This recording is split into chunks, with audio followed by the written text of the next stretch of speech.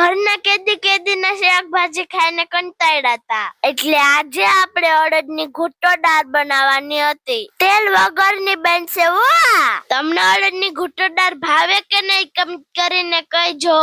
પછી આપણે અડદની દાળ મસ્તીને ધોઈ નાખી. અડદની દાળ સરખાઈ ધોઈને પછી આપણે તૈયાર કર્યું રસોડા બાજુ. ચૂલો તો ચાલુ જ હતો, પાણી પહેલાથી જ ગરમ મૂકી દીધું હતું. પછી આપણે ટોપડીમાં અડદની દાળ બફાવા માટે નાખી દીધી. દાળ બફાતી હતી ને ત્યાં આપણે લઈ લીધું મરચા, ધાણા અને લસણ. હવે આને આપણે ખાંડીને લસણ મરચાની મસ્ત તેલની ચટણી બનાવવાની છે.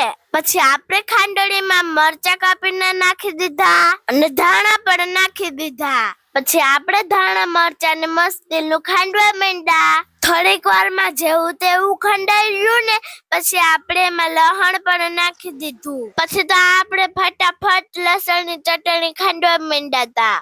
પછી તો ઘડીક વારમાં આપણે લસણ મરચાની ચટણી ખાંડી નાખી. લીલીછમ જેવી એક નંબર ચટણી બની ગઈ હતી. ઓ ભાઈ, પછી તો ચટણી તૈયાર કરીને જે આપણી દાળ પણ બસ બફાવા જાવી હતી. પછી તો આપણે એક વાટકામાં થોડીક સાહ લીધી હતી ને એમાં થોડી હળદર પણ નાખી દીધી હતી. દાળ ઉભરાઈ જતી હતી ને એટલે ટોપડીનું ઢાંકણું ખોલી નાખ્યું. પછી તો હળદર ભેગું થોડુંક મીઠું પણ નાખી દીધું. પછી તો દાળ મસ્ત બફાણીને એટલે આપણે એમાં જ હળદર મીઠું નાખી દીધું.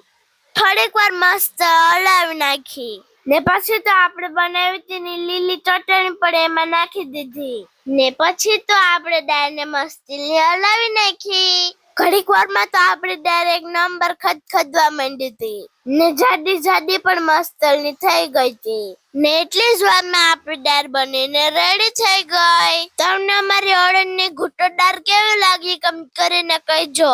અને અમારો વિડીયો પસંદ આવ્યો હોય ને તો વિડીયોને લાઈક કરી દેજો, 2-3 જણાને શેર કરી દેજો અને અમારા અકાઉન્ટને ફોલો કરી દેજો.